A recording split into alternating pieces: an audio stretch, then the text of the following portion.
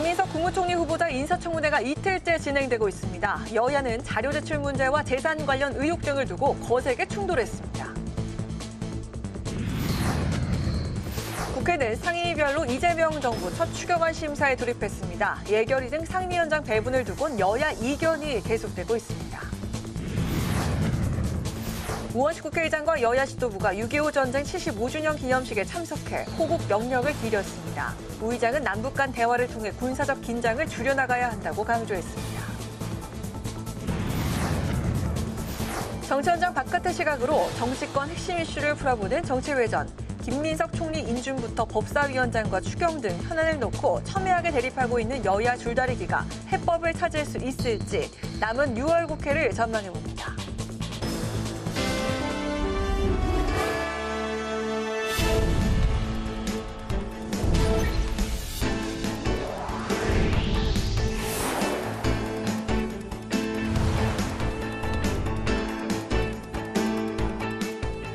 여러분 안녕하십니까. 6월 25일 수요일 국회 라이브 6 시작하겠습니다. 오늘 뉴스는 김민석 국무총리 후보자 인사청문회 중계방송으로 늦게 시작합니다.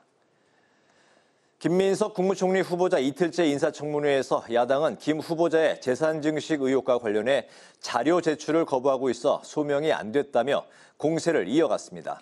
김 후보자는 법과 규정에 따라 제출했다고 해명했고 민주당은 대부분 소명이 됐는데도 후보자를 흠집내기 위한 정쟁용 의혹만 제기하고 있다고 비판했습니다. 보도에 김희연 기자입니다. 김민석 국무총리 후보자 이틀째 인사청문회에서도 재산 증식 의혹이 쟁점이 됐습니다. 김 후보자는 검찰의 표적 사정으로 시작된 추징금과 중가산세를 내기 위해 사적 채무를 졌고 대출을 통해 사적 채무도 다 갚았다고 설명했습니다. 지난 한 20년간의 각종 수입은 다 그 표적 사정에서 시작된 추징, 그리고 추징과 연관된 중가산증여세, 그리고 또 이것을 갚기 위한 사적 채무 세 가지를 갚는 데 쓰여졌습니다. 하지만 국민의힘은 출판기념회 등으로 인한 재산 증식과 자금의 흐름이 소명되지 않았다며 자료 제출을 요구했습니다. 부의금 1.6억, 출판기념회 1억, 그리고 또 1.5억 해서 2.5억, 3년 사이에 있었고요. 다 현금이고 해마다 그때 12월 31일 이전에 소진해서 등록 안 했다 이겁니다. 절차적으로 이게 딱 위반이 아니라고 할 수 있을지 몰라도 고위공직자로서의 처신은 많이 부족하다고 생각합니다. 김 후보자는 출판기념회 등의 자금과 관련해서는 평균적인 금액을 받았고 야당에서 요구하는 자료 제출에 대해서는 그동안의 관례를 깨고 임의로 제출하는 건 적절하지 않다고 반박했습니다. 더불어민주당은 마치 한꺼번에 6억 원의 현금을 받아 장롱에 쌓아놓은 것처럼 악의적인 프레임으로 후보자를 매도하고 있다고 비판했습니다. 검사들이 조작을 위해서 프레임을 먼저 씌워놓고 작업을 쳐서 그 사람의 문제가 나올 때까지 파고 파는 특수통 검사들의 나쁜 장난질을 누가 하고 있는가? 이 밖에 여야는 자료 제출 문제와 증인 채택 불발에 대해 공방을 이어갔습니다. 국민의힘이 의혹을 소명할 자료를 전혀 제출하지 않는 무자료 청문회라고 비판하자 민주당과 김 후보자는 법과 규정, 과거 총리 후보자들의 관례에 따라 제출할 건 했다고 맞섰습니다. 증인 채택과 관련해서도 야당은 여당의 반대로 의혹과 관련된 핵심 증인을 부르지 못했다고 주장했고 여당은 증인 채택 표결을 하지 않겠다는 위원장의 방침에 따라 협상이 결렬됐을 뿐이라고 맞받았습니다. 인사청문 경과보고서 채택은 국민의힘에서 무자료, 무자격 총리라며 자진 사퇴를 촉구하고 있는 만큼 쉽지 않아 보입니다. 하지만 과반 의석을 지닌 민주당은 다음 달 4일까지를 목표로 보고서 채택이 불발되면 본회의에서 단독으로라도 임명 동의안을 처리할 계획입니다. 국회 방송 김희연입니다. 우원식 국회의장과 여야 지도부가 6.25 전쟁 75주년 기념식에 참석해 호국 명령과 참전 용사들의 희생을 기렸습니다. 우 의장은 남북 간 대화를 통해 군사적 긴장을 완화해야 한다고 강조했습니다. 오다인 기자입니다. 우원식 국회의장은 6.25 전쟁 참전 유공자들을 만나 조국을 위한 희생의 경의를 표했습니다. 우 의장은 남북이 대화를 통해 군사적 긴장을 줄여나가야 한다고 밝혔습니다. 우 의장은 또 국립대전현충원의 홍범도 장군과 최상병, 제2연평해전 전사자 묘역을 참배하고 한반도 평화와 튼튼한 안보를 강조했습니다. 더 단단한 민주주의 그리고 튼튼한 안보를 만들어 가려고 했던 우리 선열들, 또 홍범도 장군의 뜻을 잘 이어받아서 더 부강한 대한민국으로 만들어야 된다. 김병기 더불어민주당 대표 직무대행도 최상병 묘역을 참배하고 이 사건을 은폐하려는 거대한 세력의 진상을 밝히겠다고 했습니다. 우 의장을 비롯한 여야 지도부는 6.25 전쟁 75주년 기념식에 나란히 참석해 순국 선열과 참전 용사들의 희생에 경의를 표했습니다. 민주당은 끊어진 남북 대화를 복원해 한반도 평화체제 구축에 힘쓰겠다고 밝혔습니다. 또 특별한 희생에 특별한 보상이 필요하다며 보훈의 필요성을 강조했습니다. 그런 문제들에 대해서 그것을 우리가 정말 합당하게 우리가 그 예우를 하고 있느냐. 반드시 보상이라는 게 물질적 보상도 있지만 사실 그걸 인정하는 정신적 보상이 훨씬 더 클 수 있거든요. 우리 국민들이 과연 컨센서스를 지금 이루고 있느냐. 없다면 그 컨센서스를 이루기 위해서 먼저 최선을 다해야 된다고 생각을 합니다. 국민의힘은 평화는 말이 아닌 힘으로 지켜야 한다며 강력한 국방력과 튼튼한 안보 동맹을 강조했습니다. 특히 북한과의 관계에서 힘의 우위에 있는 평화가 필요하다고 밝혔습니다. 북한과의 관계에 있어도 우리가 힘의 우위에 있는 평화와 대화를 이어나갈 수 있도록, 그리고 이것이 우리 국민의힘과 보수정당이 추구하는 방향이라는 것을. 국회방송 오다인입니다. 더불어민주당은 이재명 정부의 첫 추경안이 내란 치유를 위한 것이라며 국민의힘의 협조를 촉구했습니다. 국민의힘은 민주당 의원들이 추진 중인 국가수사위원회 설치법과 관련해 수사권을 정권의 도구로 전락시키려는 시도라고 비판했습니다. 김동기 기자입니다. 더불어민주당은 국민의힘에 추경안 처리를 위해 상임위원장 배분에 협조해달라고 촉구했습니다. 내란으로 죽어가는 민생 경제를 심폐소생하기 위한 내란 치유 추경을 지체 없이 처리해야 하는데 국민의힘이 법사위원장 등을 내놓으라며 어깃장을 놓고 있다는 겁니다. 국힘은 이제 그만 목리 부리고 추경안 심사를 위한 예결특위 구성에 동참하십시오. 한줌 사리 사욕 때문에 민생 회복의 골든타임을 놓치는 대역죄를 범하지 않길 바랍니다. 민주당은 윤석열 전 대통령의 체포영장 발부도 촉구했습니다. 내란 수괴의 체포와 구속이 사법 정의 회복의 첫걸음이라며 법원에 체포영장을 신속히 발부해 결자 해지하라고 강조했습니다. 국민의힘은 일부 민주당 의원들이 국가수사위원회 신설 등이 포함된 검찰개혁 법안을 발의한 걸 두고 수사권을 정치 권력이 장악한다는 위험한 발상이라고 반발했습니다. 국민의힘은 국가수사위원회 설치는 국무총리실 산하에 수사권을 과도하게 집중시키는 시도라고 주장했습니다. 그러면서 이런 사례는 절대 왕정에서나 있을 법하다고 비판했습니다. 정치적으로 어떤 특정 정파에 유리하게 작용할 수는 있을지 모르지만 그로 인해서 궁극적으로 국민들, 민생에는 아주 심대한 침해가 될 가능성이 많다. 이 수사가 정상적으로 되는지. 상임위원장 배분 문제를 두곤 법사위는 국회의장을 배출하지 않은 2당이 하는 게 국회 내 견제와 균형의 원리에 맞다며 민주당의 재고를 촉구했습니다. 하지만 민주당도 시간을 오래 끄는 건 원활한 국회 운영을 위한 게 아니란 이유로 단독 의결도 고려하는 강경한 입장이어서 여야 합의는 미지수입니다. 국회 방송 김동희입니다. 국회는 이재명 정부 첫 추가 경정 예산안 심사에 본격적으로 돌입했습니다. 내일은 추경안 시정연설을 위한 본회의가 열립니다. 보도에 한규미 기자입니다. 국회는 30조 원 규모의 2차 추경안 심사를 위해 6개 상임위원회를 가동했습니다. 산자중기위와 문체위, 국토위, 환노위, 농해수위, 그리고 국방위 6개 상임위가 전체 회의를 열었습니다. 산자중기위에서는 예산의 큰 부분을 차지하는 고효율 가전제품 환급 사업에 대해 경기 진작에 도움이 되는 사업이 맞는지 여야가 한 목소리로 비판했습니다. 민주당은 해당 사업이 대기업과 수도권, 고소득층의 수혜가 집중되는 구조라고 지적했습니다. 20년의 경우 수도권이 환급 건수나 금액으로 50%가 넘어요. 그렇습니다. 그리고 대부분의 지방은 뭐 인천마저도 6% 정도고 나머지 3% 이하도 수두룩 갑니다. 국민의힘도 가전업체가 환급을 미끼로 가격을 미리 올려놓는 경우가 있다고 우려했습니다. 환급금은 결국은 국민들한테 소비자한테 가는 것이 아니라 가전업체한테 이득되는 것 아닌가. 가전업체가 새로운 제품이라고 묘하게 표장하면서 실질적으로 이 가전 가격을 인상하는 것 아닌가. 안덕근 산업통상자원부 장관은 환급금 신청 지역의 편중 문제를 해결하기 위해 노력하겠다고 했고 대기업만 이득을 보는 구조라는 지적에 대해선 중소기업도 직간접적으로 혜택을 얻고 있다고 답했습니다. 이번에 그 지역 신청 편중 문제를 좀 해소할 수 있는 방안을 저희가 집중적으로 노력을 하고 있고요. 납품을 하고 있는 부품이나 이런 것들을 보면 중소 중견업체들도 사실상 이 사업의 한 60% 정도가 직간접적으로 매출 혜택을 보고 있습니다. 문체위에서 국민의힘은 증액된 숙박 쿠폰 사업의 실효성을 지적했고 민주당은 공연예술 등 쿠폰 사업과 관련해 디지털 취약계층도 온라인 할인 쿠폰을 사용할 수 있도록 대책이 필요하다고 강조했습니다.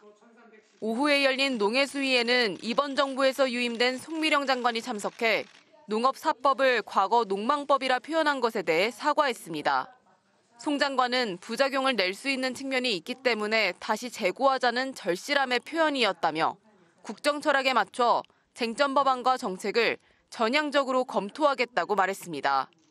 한편 내일 본회의에서는 추경안 시정연설과 찰스 랭글 전 미국 하원 의원 추모 결의안 채택이 주요 안건으로 진행됩니다. 시정연설에서 정부는 전국민 민생회복 소비 쿠폰 지급 등 30조 5천억 원 규모의 추경안 필요성을 설명할 계획입니다. 국회 방송 한규미입니다.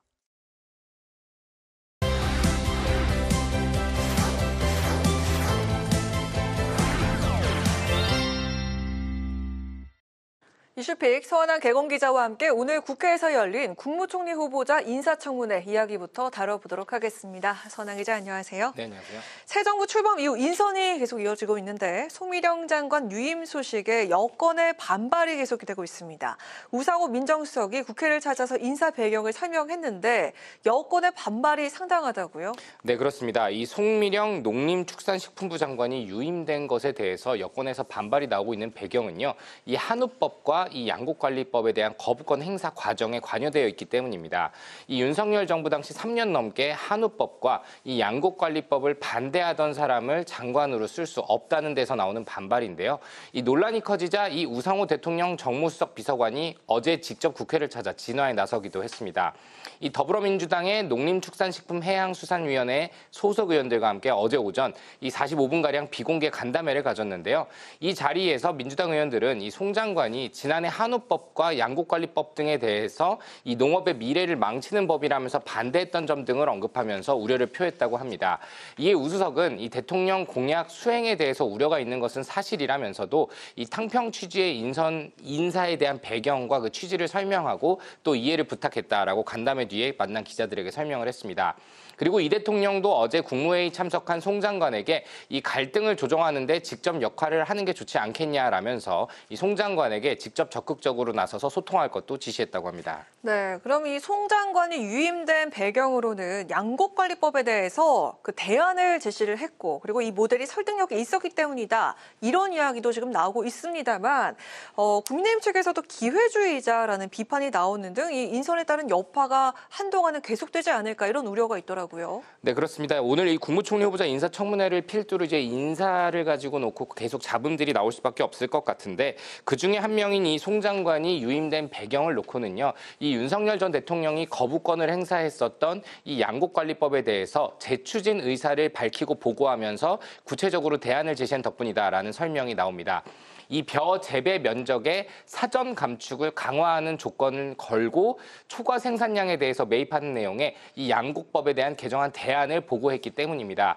이는 민주당이 그동안 추진했던 양곡관리법, 이 사전 감축 노력은 하되 쌀이 남게 되면 쌀값이 하락하면 또 이를 정부에서 사들이는 내용, 즉 매입 조항은 그대로 두되 이 정부가 사전에 벼 재배의 면적 감축 계획을 세우도록 하는 절충안을 제시한 겁니다. 다만 야권에서도 반발이 나오고 있습니다. 이 국민의힘의 송원석 원내대표는 이 입장을 바꾼 것에 대해서 매우 비겁한 태도로 보인다라고 지적했고, 안철수 국민의힘 의원도 송 장관이 일국의 장관으로서 그리고 공직자의 기본 자세조차 의심받는 사람이라면서 기회주의다라고 비판을 했습니다. 그리고 이 전국 농민회 총연맹과 전국 여성농민회 총연합도 당장 유임 결정을 철회하지 않으면 다시 트랙터를 몰고 투쟁의 광장을 열 것이라고 반발하고 있는 그런 상황입니다. 네, 그리고 최근에 시끄러운 이 부동산 가격과 물가 상승 이야기도 나눠보도록 하겠습니다. 이 새 정부가 출범하고 돈이 아무래도 많이 풀리다 보니까 기대감도 있고 우려도 있고 이러다 보니 부동산 가격 그리고 물가도 상승세다 이런 통계들이 나오고 있는데 민주당도 이에 대해서 대응에 나섰죠. 네, 그렇습니다. 서울이 0.36% 올랐다 이런 통계들이 나오고 있는데 이처럼 서울을 중심으로 한 수도권 일대의 부동산 가격 상승세가 심상치 않습니다. 그리고 물가도 최근에 상승세를 보이면서 이재명 정부가 첫 번째 시험대에 올랐다 이런 평가가 나오고 있는데요. 더불어민주당도 정부와 함께 이를 풀어가기 위해서 당 태스크포스를 어제 공식 출범시켰습니다. 위원장은 3선의 유동수 의원이 맡았는데요. 이 당정 협의를 통해서 국민이 체감할 수 있는 실효성 있는 대책을 마련하는 데 주력할 방침이다 이렇게 밝혔습니다. 특히 TF를 중심으로 이 관련 부처와 실무 협의도 병행하면서 이 종합 대책 마련에도 속도를 낸다는 계획입니다. 이 진성준 정책위 의장은 이 최근 서울 집값 동향이 심상치 않기 때문에 이 부동산 시장 상황에 대해서도 다른 물가와 함께 면밀히 주시할 필요가 있다라고 당부를 했습니다. 다만 이재명 대통령이 대선 당시 이 세금으로 집값을 잡지 않겠다라고 밝혔던 상황에서 이미 문재인 정부 때 내놓았던 다주택자에 대한 과세 정책은 현재 유지가 되고 있다 보니 이 수도권 등 이 똘똘한 한 채로 수요가 몰린다 이런 분석이 나오고 있거든요. 그럼에도 이 공급 확대 정책에 대해서는 신중해야 한다라는 우려가 현재 민주당 내에도 있기 때문에 당장 내놓을 수 있는 카드가 제한적일 수밖에 없다라는 우려와 함께 이 집값 상승세를 억누르기 위해서 대출 기준 강화 등 금융권 카드를 통해서 수요를 누르는 카드가 나올 것이다. 그 정도가 당장 나올 수 있는 유일한 카드가 아니냐라는 전망도 함께 나오고 있습니다. 이렇게 지금 부동산 가격이 계속 상승을 하면 그동안 집이 없었던 무주택자는 내 집 마련과 멀어지게 되고 또 집이 있는 사람들은 그 사다리가 더 좋은 집으로 가는 사다리가 없어지는 그런 상황이 될 텐데 정치권에선 이런 집값의 상승세가 이번 청문회에 변수가 될 수 있다 이런 전망이 나온다고요? 네, 정말 잘 정리를 해주셨는데요. 이 2030 무주택자 젊은 세대는 물론이고요. 4050 세대들 사이에서도 부동산은 항상 뜨거운 화두인 것 같습니다. 그리고 문제는 이 그동안 공직자들이 인사청문회를 넘지 못한 과정들을 좀 분석해 보면 이 부동산 이슈, 자산 형성 과정 이슈에 부동산이 자주 등장했다는 점입니다. 이 박근혜 정부 첫 번째 국무총리 후보자로 지명됐었던 이 김용준 전 대통령직 인수위원장 부동산 투기 의혹이 불거져서 낙마했었었죠. 그리고 이명박 정부 초반에도 이 이춘호 여성부 장관 후보자가 부동산 과다 보유와 투기 의혹으로 물러난 바 있고 얼마 전에는 이 오광석 민중수석이 이 차명으로 부동산을 투자했다가 의혹 끝에 결국 낙마를 한 바 있습니다. 국무총리가 사실 인사청문회 대상이 된 건 역시 지난 2000년 이 김대중 정부 당시 박태준 국무총리가 이 토지 명의신탁 사실이 드러나면서 시작된 것이기도 했습니다. 특히 한국의 경우는 이 부동산을 통해 자산을 증식한 경우들이 많다 보니까 이 청문회에서 부동산은 항상 빠지지 않고 등장하는 검증의 키워드이기도 합니다.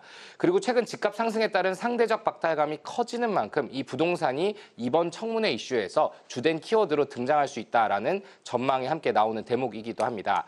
자, 청문회 이를 놓고 항상 언론에서는 야당의 시간이라고 많이 이야기를 하곤 합니다. 정부와 집권 여당을 흔들 수 있는 기회인데요. 다만 이 당내 개파 갈등을 제대로 마무리 짓지 못하고 있는 이 국민의힘 또 수적 열세에 놓인 국민의힘 과연 이번 청문회 국면에서 이 분위기를 쇄신할 수 있을지 또 부동산 집값이 상승하고 있는 이 흐름을 부동산 키워드로 어떻게 연결해서 활용할 것인지도 청문회 이슈를 지켜보는 지점인 것 같습니다. 네, 오늘도 잘 분석을 해주셨습니다. 이슈픽 여기까지 들어보도록 하겠습니다. 서은한 기자와 함께했습니다. 고맙습니다.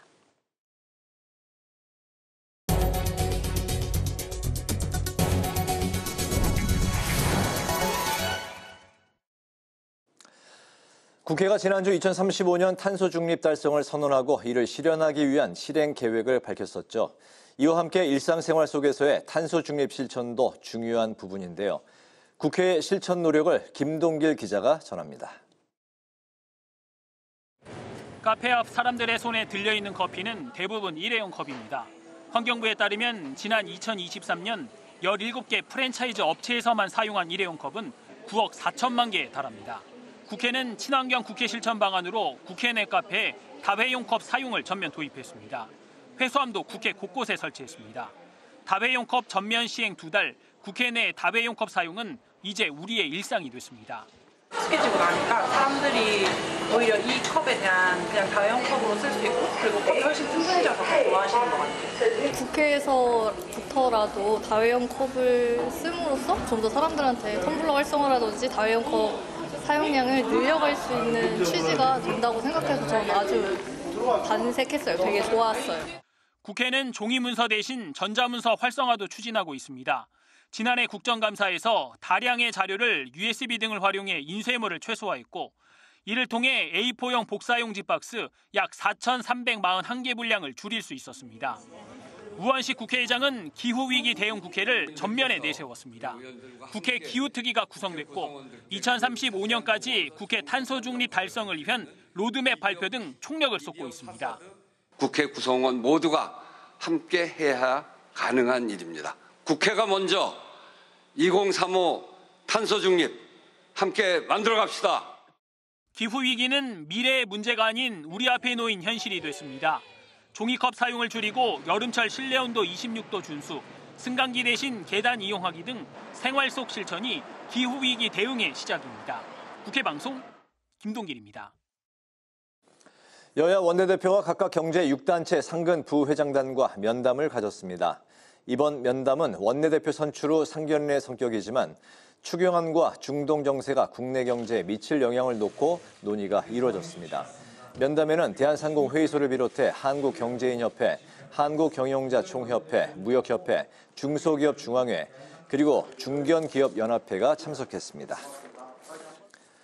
더불어민주당 당권 주자들이 나란히 유튜브에 출연해 전당대회 승패 핵심이 될 권리당원 표심 잡기에 나섰습니다. 박찬대 의원은 현재 민주당은 야당이 아닌 집권 여당이기 때문에 치밀하고 안정적인 계획으로 국정을 뒷받침할 정치 효능감을 보여줘야 한다고 주장했습니다. 경쟁자인 정청래 의원은 당대표가 되면 초전박살, 임전무퇴의 자세로 전광석화처럼 개혁을 해치우겠다며 강력한 개혁적 대표의 필요성을 강조했습니다. 한국희귀질환재단 창립 14주년을 기념하며 희귀질환과 유전상담 서비스 제도 마련을 위한 토론회가 국회에서 열렸습니다. 나경원 국민의힘 의원은 의학적 진단을 넘어 유전적 요인을 설명하고 심리상담을 포함한 국가의 지원제도 정보를 제공하는 것이 환자의 알 권리를 지켜주는 일이라고 주장했습니다. 전문가들도 환자가 정확한 정보를 기반으로 충분한 이해와 자기결정권을 행사할 수 있도록 대면 상담은 물론 유전 상담 추적 일정을 세워주는 등 검사 결과 제공 방식을 개선해야 한다고 주장했습니다. 국회의정연수원이 대학생 97명을 대상으로 2025년도 국회의장배 청년 토론대회를 어제부터 3박 4일 일정으로 개최했습니다. 정치와 민주주의에 대한 청년들의 이해를 넓히기 위해 마련된 이번 토론대회는 헌법 개정과 지방 소멸 위기, 정치적 양극화 등 다양한 사회 현안을 주제로 진행되고 있습니다. 참가한 팀은 오는 9월 국회에서 개최되는 국회 입법 엑스포에서 대회 결과를 시민들과 공유할 수 있는 기회가 제공됩니다.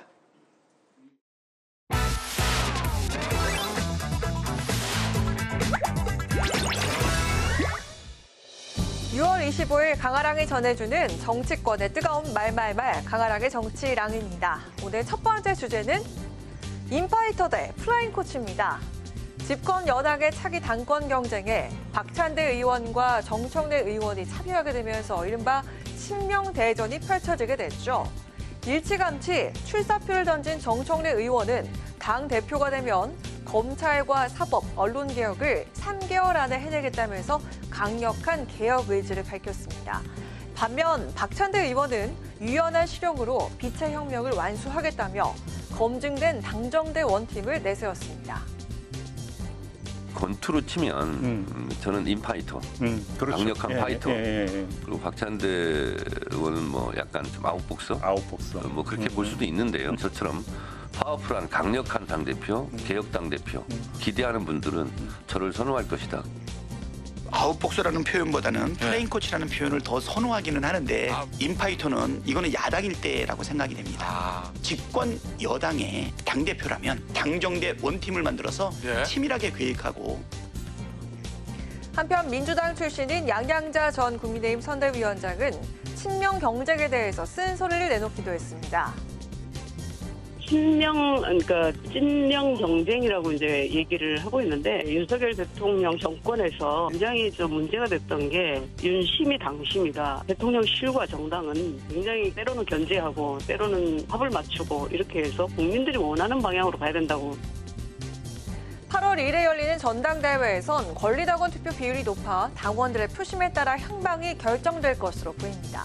때문일까요? 어제 두 사람은 의원총회에서 같은 신발을 신고 손을 맞잡는 모습을 보여주기도 했는데요. 당 내에서도 내분을 경계하는 목소리가 나왔습니다. 정청래, 박찬대 두 분이 경쾌한 몸짓을 갖고 있는 분들이다. 삐지고 토라지고 이 한탄하는 사람들이 아니다. 두 분 다 서로가 돼도 괜찮다. 네거티브 안 하고 우정의 그 마음은 상호 간의 깊은 신뢰로 가지고 있다. 당내 경선이 있으면 잡음이 나오기 마련이에요. 정청래, 박찬대 두 당대표 후보자들은 어떻게 해서든지 이재명 대통령이 성공할 수 있도록 당이 단결해서 도와야겠다라고 하는 그런 건설적인 태도이기 때문에 내분까지는 없다. 저는 그렇게 봅니다. 집권 여당이 된 민주당의 첫 당대표에겐 이재명 정부와 협력해야 함과 동시에 야당과 협치를 이끌어낼 역량이 요구되고 있죠. 거대 여당을 이끌어갈 적임자는 누가 될까요? 자, 이어서 두 번째 주제는 적극 또는 신중입니다. 국민의힘이 역시 조기 전당대회를 열 것으로 가닥을 잡으면서 당권 예비 주자들의 움직임이 관심을 받고 있죠. 정기국회가 시작되는 9월 전에 전당대회가 치러질 것으로 보이는데요. 송원석 원내대표는 실무적인 부분을 고려해서 최대한 빨리 준비할 것이라고 밝혔습니다. 아직 공식적으로 출마 선언을 한 인물은 없는 상황인데요. 안철수 의원이 국민들과의 직접 소통에 나서면서 적극적인 행보를 보이고 있습니다.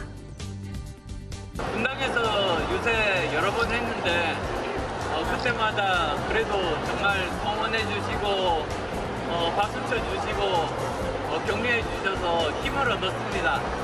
정말 감사드립니다. 진심으로 감사드립니다.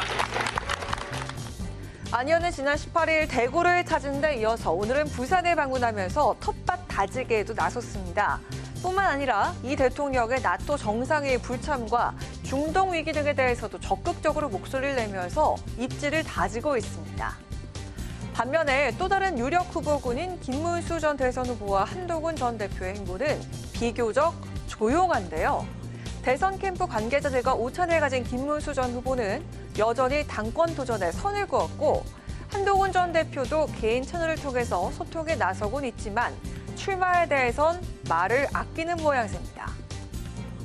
김문수 후보 나갈 것 같습니까? 예, 저는 95% 이상. 한동훈 전 대표는 어떻습니까? 제가 지난주만 해도 나오면 5대5로 말씀을 좀 드렸는데 지금은 제가 4대6 정도로 보는 게 맞는 것 같습니다. 출마 40.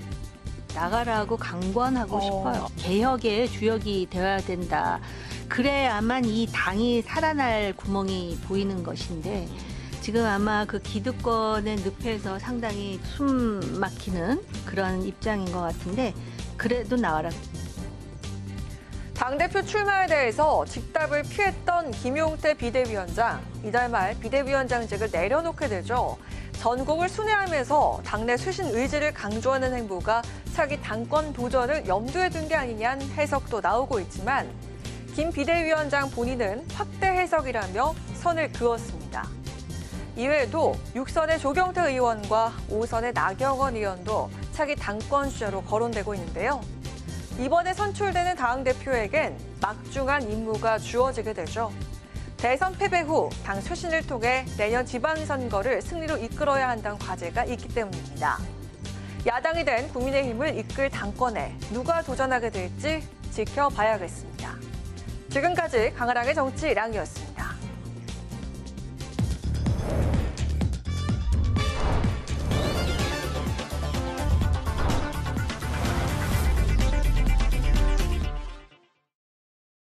네, 정치 현장에서 한 걸음 떨어져 보다 객관적이고 분석적인 시선으로 정치권 쟁점을 들여다봅니다. 정치 외전 홍익표 전 더불어민주당 의원, 조혜진 전 국민의힘 의원 두 분 나오셨습니다. 안녕하십니까? 반갑습니다. 네, 반갑습니다. 네. 김민석 총리 후보자 인사청문회 이틀 동안 진행이 되고 있는데 여당은 의혹이 대부분 해소가 됐다. 또 야당은 자료가 없는 묻지마 청문회였다는 엇갈린 평가 속에 야당 동의 없이 여당 표결만으로 인준은 가능한 상황입니다. 이제 그 과반 출석에 과반 찬성이면 가결이 되는 상황이기 때문에 이제 그런데요. 7월에 이어질 장관 인사청문회들의 미리 보기다. 이런 이야기들도 나오고 있습니다. 이틀간의 청문회 두 분도 관심 깊게 지켜보셨을 것 같은데 어떻게 보셨는지 먼저 조혜진 의원님부터 들어볼까요? 예, 조금 실망스러웠습니다. 그 후보자의 청문회 태도도 좀 실망스럽고 국민의 민주당 의원님들, 청문위원님들의 태도는 더 실망스럽고 또 우리 국민의힘 우리 청문위원님들은 열심히 하셨는데 네. 그 의혹을 확실하게 좀 이렇게 확인을 못한 부분이 그러니까 그 입증을 못 해내는 부분이 네. 조금 좀 아쉬운 부분이 있는데 뭐 국회에서 표결하면은 대통령 첫 인사인데 여당 의원들이 이탈이 있어가지고 부결되거나 그 가능성은 높아 보이지 않지만은 네. 청문회 과정에서 여야 어느 편에 속한 시청자나 국민이 아닌 좀 중립적인 입장의 국민들이 봤을 때는 총리가 청문을 제대로 못했다. 제기되었던 의혹들을 납득할 수 있게 해명을 못했다는 그런 느낌으로 남을 것 같고. 태도 지적이라 하면은 그러면 이제 그 준비 미흡을 말씀하시는 건가요? 일단은 본인은 자신 있다, 뭐 의혹이 없다, 문제 없다라고 이야기했지만 그 해명할 수 있는 자료를 내놓으라고 우리 국민의힘에서 요구를 했는데도 불구하고 못 내놓았거든요. 그리고 그 증인들 불러가지고 들어보자. 네. 그렇게 그 문제 없으면은. 근데 또 한 명도 안 불렀거든요. 네. 그런 상황에서 검찰이 이제 고발이 됐는데 민주당 지도부에서는 검찰을 향해서 그 압박을 하고 있거든요. 수사하기만 하면 가만 안 두겠다는 식으로. 네. 그런 것들이 이제 지켜보는 중립적 국민들의 입장에서 볼 때는 정부가 있으니까 저러는 거지. 안 그러면은 자료를 내놓고 증인을 불러서 해명하고 또 수사도 또 받아서 깨끗하게 정리하고 하면 될 텐데라는 느낌을 받도록 지금 그렇게 끝나버려서 네. 임명은 하고 취임은 할 수 있겠지만은 그 정치적 부담이 계속 이어질 가능성이 높아져 보인다. 그런 청문회였습니다. 사상 초유의 그 총리 청문회 중에서 증인이 없이 진행이 됐고 또 자료 제출이 미흡했다. 이제 그 부분을 이제 지적을 해주셨나요? 우선 증인 그 미채택과 관련돼서는 저도 아쉽습니다. 이게 이제 저는 김민석 후보자도 원치 않는 일이라고 생각을 해요. 네. 왜냐하면 아무래도 자꾸 이제 이게 회자되지 않겠습니까? 뭐 청문회 증인이 하나도 없었다. 뭐 반복되면 이제 다음 뭐 또 다른 청문회 할 때도 뭐 어느 청문회 때 뭐 증인이 없었다 이런 얘기가 이제 계속 언론 보도에 나올 텐데 저는 이 과정에서는 후보자보다 청문위원들 여야 그 간에 청문위원들 간에 협의가 좀 정치력이 미흡했던 거 아니야 협의 과정에서 예를 들면 가족 문제를 제외하고 또 어느 정도 합의가 됐더라고요. 네. 그러니까 합의가 된 부분은 합의가 된 대로 발표하고 의결을 해놓고 추가 협의하고 이렇게 했어야 되는데 그거를 한 번에 다 합의하려고 하다 보니까 결국은 막판에 가서 그 이견이 있다 보니까 기존에 합의된 내용까지도 다 서로 그냥 그 무산돼 버리는 이런 과정이 됐다고 그 김현 그 민주당 네네. 간사가 얘기한 내용을 보면 그렇습니다. 그런 측면에서 저는 그 별로 좋지 않은 사례를 남기게 됐다 이런 측면에서 여야 청문위원들의 협상력, 정치력 부재가 좀 아쉽다 이런 게 있고요. 네, 자료 부분은 어떻습니까? 자료 부분 같은 경우는 사실은 이런 것 같아요. 그러니까 이게 늘 여야가 바뀌면 이런 현상이 저 도돌이표처럼 반복됩니다. 네. 저도 뭐 야당 시절에 청문회 하면 왜 자리 안 내놓냐고 계속했고 아마 저 자리에 있던 김민석 후보도 야당 시절에 그런 얘기를 했을 겁니다. 근데 그 김민석 후보 답변이 과거 황교안 총리, 그다음에 한덕수 총리, 그다음에 뭐 그 정호원 총리 등등 그런 후보자들이 냈던 자료 수준은 다 제출했고 또 그들이 제출하지 못하겠다고 했던 것들은 나도 제출 안 했다 이렇게 얘기를 하고 있거든요. 네. 틀린 얘기는 아닙니다. 틀린 얘기는 아니고 그렇지만 지금 그 인사청문회 제도의 그 제도적 한계죠. 기본적으로 내야 되는 법적으로 내야 되는 자료는 냈지만 다른 추가적인 자료를 요구할 때 개인정보와 관련된 부분 그리고 제3자와 관련된 부분은 제3자 동의가 있어야 되거든요. 그러니까 그러다 보니까 제3자가 동의해주지 않는다. 네. 또는 개인정보 관련된 내용이라 어렵다. 이렇게 할 경우에는 사실은 자료 제출을 강제하기가 굉장히 어렵습니다. 그런 측면에서 저는 이제 뭐 이 시각에 따라 다를 것 같아요. 그러니까 그 후보자 입장이나 민주당 여당이니까 기존에 낼 만큼 낸 건데 왜 그렇게 문제를 삼느냐는 걸 거고 아마 야당 입장에서는 미흡하다고 생각을 할 건데 이번 기회에 청문회 자료 제출과 관련된 좀 더 뭔가 제도적 보완은 필요하지 않을까 생각은 듭니다. 청문회 그 심사, 그 청문 보고서는 채택이 될 분위기인가요? 그렇게 보시나요? 두 가지 가능성이 다 있죠. 왜냐하면 그 여당 의원들이 국민의힘 의원들이 다 퇴장한 상태에서 단독으로 채택할 가능성이 하나 있고요. 두 번째는 청문 보고서가 채택이 안 될 경우에도 예를 들면 본회의 처리할 수 있기 때문에 등등의 두 가지. 왜냐하면 위원장이 지금 국민의힘 위원장이기 때문에 약간 어떻게 될지가 약간 이 청문 보고서에 그 인청특위에서 채택 가능성에 대해서는 조금 유동적이긴 하지만 궁극적으로 본회의 통과 이 인사청문 그 안이 그 본회의 통과에는 큰 문제가 없으리라고 봅니다. 그렇게 보고 계시는군요. 알겠습니다. 그리고 이제 각 상임위들도 추경 심사에 이제 돌입을 했는데 정작 예결위 구성은 지연이 되고 있습니다. 예결위 구성과 추경 처리 모두 법사위원장 배분 문제와 이제 걸려서 지금 꽉 막혀 있는 상황인데요. 법사위원장과 또 추경을 둘러싼 여야 간의 줄다리기, 타협의 정치를 좀 기대해 볼 수 있는 부분일 것인지 좀 이 부분은 결론이 어떻게 날까요? 민주당 태도가 워낙 완강하기 때문에 강경하기 때문에 별 여지가 없어 보입니다. 변화의 여지가 없어 보이고 그렇다고 우리 국민의힘에서 추경 처리를 붙잡고 지렛대로 삼아가지고 법사위원장을 찾아오겠다고 해도 뭐 그런 의사가 있는지도 조금 모르겠지만은 그 별 효과가 없을 것 같아요. 그러니까 뭐 원내 지도부에서는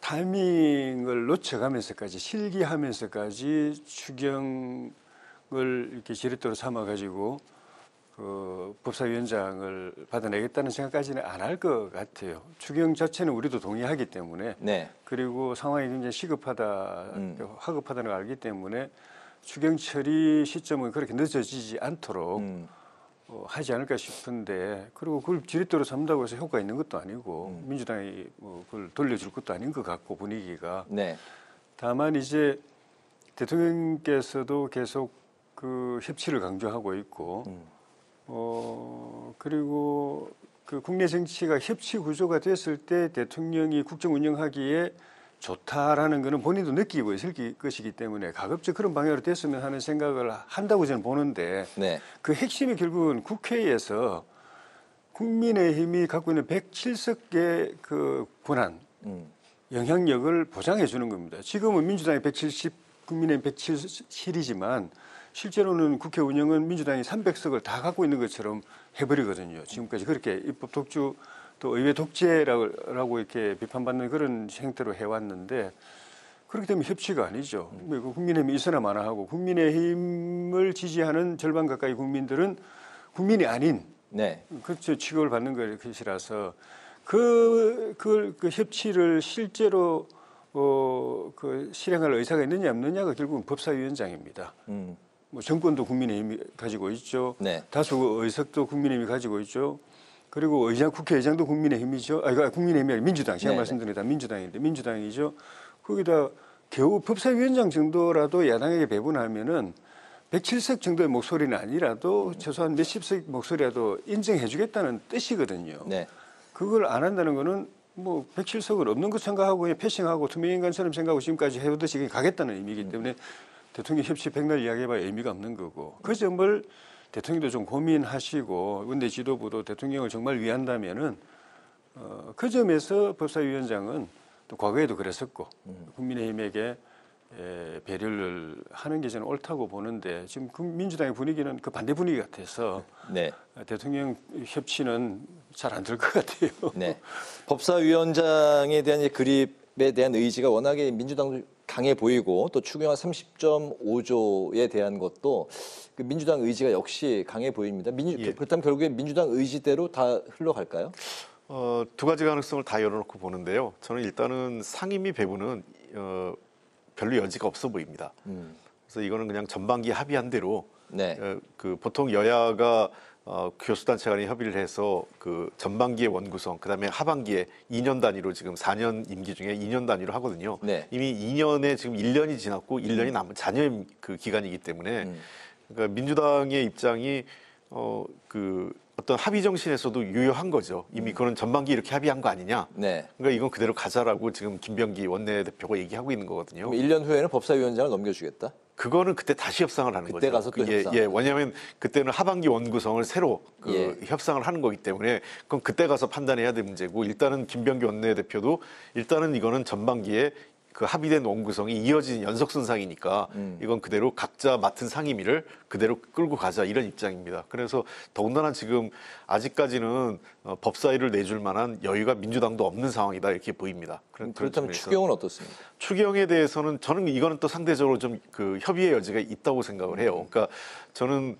국민의힘이 좀 더 현실적인 투쟁을 그다음에 현실적인 협상을 해야 되는데 네. 법사위원장을 자꾸 내놓으라고 하면서 협상을 지연하기보다는 도리어 추경안에 대해서 적극적으로 하면서 민주당 그 정부가 제출한 추경안의 일부 수정이나 또는 그 통상 우리가 야당이 가져가는 몫이 있어요. 그렇게 되면 저희도 야당 시절에 제기를 해서 그 우리가 하고 싶은 사업을 넣는 게 있거든요. 네. 그러니까 국민의힘이 대선 과정에서 공약한 거나 이런 그 예산 사업이 있을 거예요. 그런 예산 사업이 이 추경의 목적, 즉 민생과 관련돼서 부합되는 거라면 네. 그 예산을 반영할 수 있도록 그 여야 간에 협상을 하고 정부를 설득해야죠. 그런 것들이 제가 보기에는 보다 현실적인 어떤 그 협상이 될 것으로 보고 도리어 그 대통령도 협치를 강조하고 있는 상황이라면 좋은 제안을 그 국민의힘에서 제안을 한다면 그 추경 예산안에 그 부분을 수용할 여지가 있는 것이죠.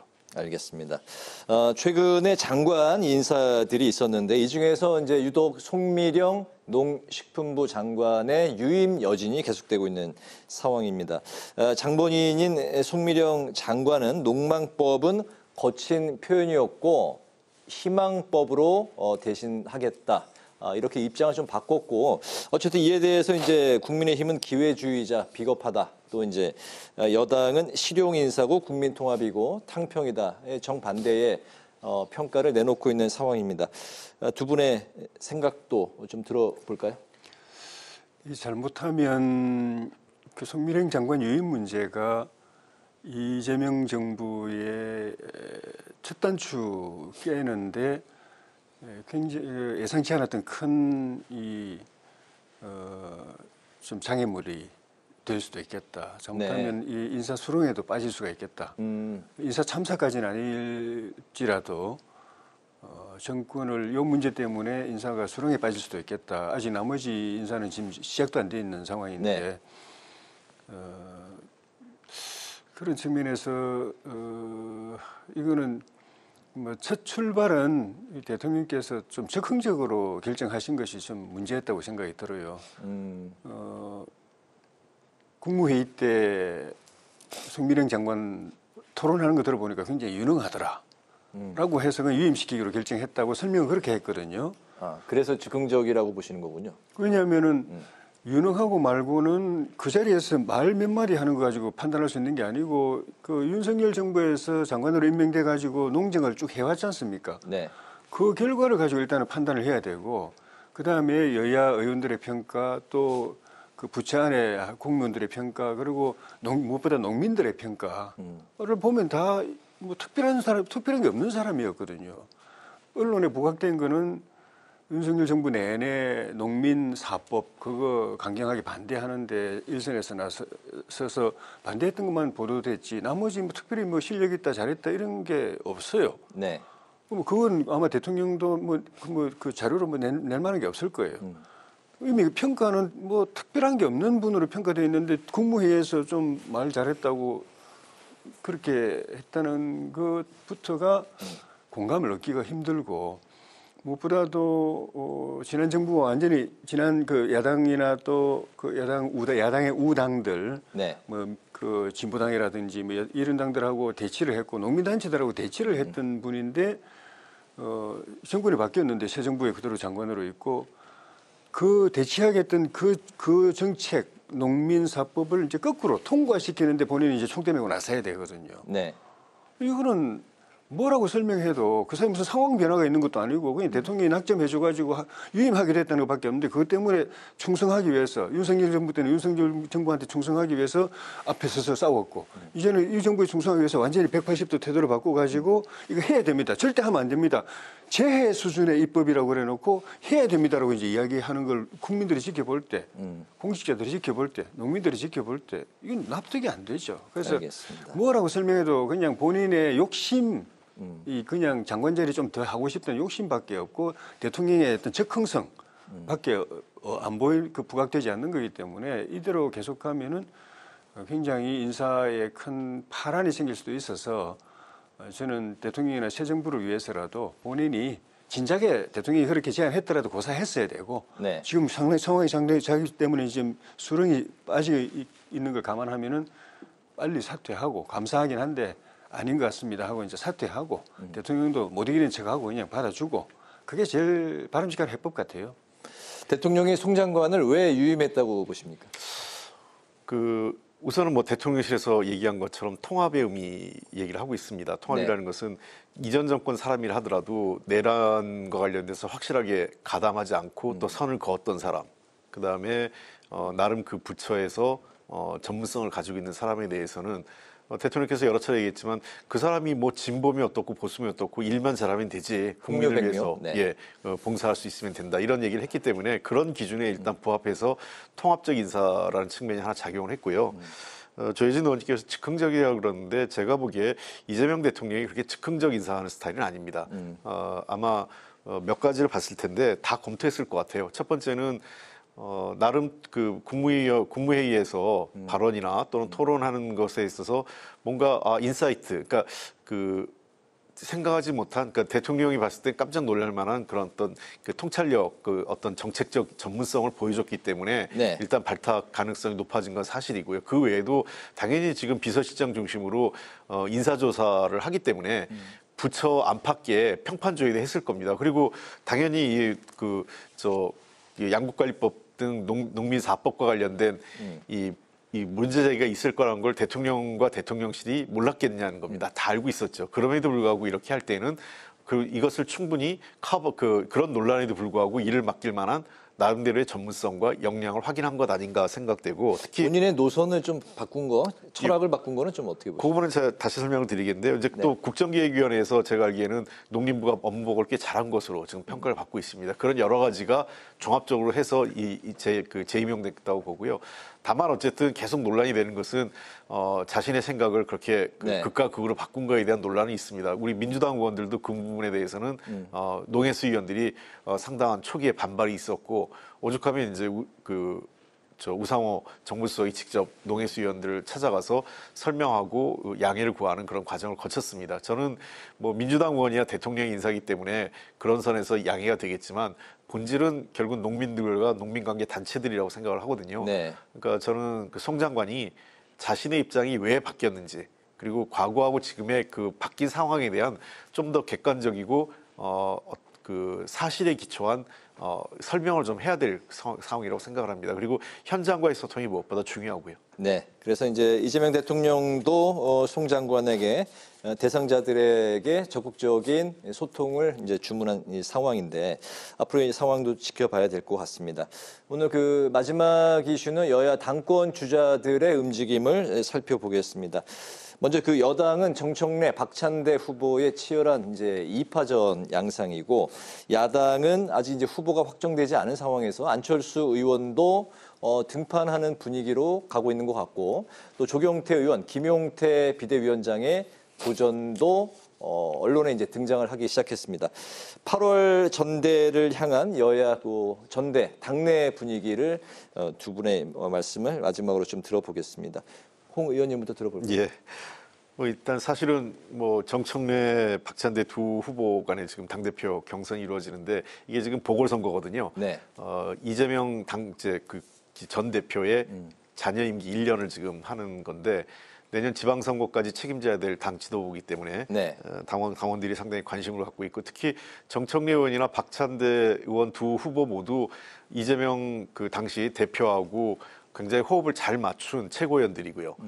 한 분은 원내대표를 네. 했고 더 나아가서 제일 중요한 것은 지금 여당으로서는 막 출범한 이재명 정부가 원활하게 국정 운영을 할 수 있도록 뒷받침하는 거 아니겠습니까? 그런 측면에서 저는 두 사람 중에 누가 돼도 잘할 거로 생각을 합니다. 네.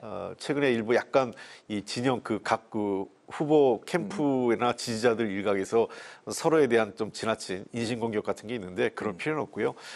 당의 훌륭한 두 자산이기 때문에 정청래 의원은 자신의 비전과 장점을 그리고 박찬대 의원도 자신의 비전과 장점 그리고 어떻게 하면 이재명 정부를 잘 성공적인 정부로 할 것인가에 대한 그런 자기의 청사진을 제출하면서 좀 더 포지티브한 긍정적인 당내 경선이 되었으면 좋겠고 아마 두 후보 간에는 굉장히 좋은 관계이기 때문에 네. 그렇게 갈 것으로 기대하고 있습니다. 알겠습니다. 여당 분위기는 조 의원님께 들어볼까요? 여당 분위기요? 야당 분위기. 저희가 야당된 지 얼마 안 돼가지고 네. 아직 공식적으로 전당대회가 공고가 되진 않아서 네. 침작은 8월 말이나 9월 초쯤 하게 될 걸로 보는데 현재 상황은 아직 예비 잠재적 후보들이 고민하고 있는 단계 같아요. 그러니까 대외적으로는 김문수 전 대통령 후보는 원칙적으로 안 나간다고 이야기를 하신 상황이고 한동훈 전 대표도 탄핵 직후에 당 모집을 열심히 이제 했는데 현재까지는 아직 시간이 있어서 그럴 수도 있겠지만은 출마 여부에 대해서 구체적인 이야기가 없고 움직임도 현재로선 그렇게 눈에 띄는 게 없고 안철수 의원이 대선 때 열심히 뛰고 그 뒤에도 전국을 순회하면서 이제 쇄신 담론을 펼쳐가고 있어서 당대표 선거에 관심이 있는 건 아닌가 하는 추측들을 하고 있는데 개인적으로 제가 바라는 것도 그렇고 우리 당원들 생각도 아마 똑같을 것이고 당이 절체절명의 위기 상황에 있는 건 누구나 다 인식하고 있는 것이고 전당대회를 통해서 회생해야 된다. 다시 살아내야 된다. 새로운 희망이 생겨야 된다라는 그 생각들을 특히 일선에 있는 당원들이 그렇게 하고 있는데 그 관건은 전당대회가 이제 쇄신 전당대회가 되는 것이죠.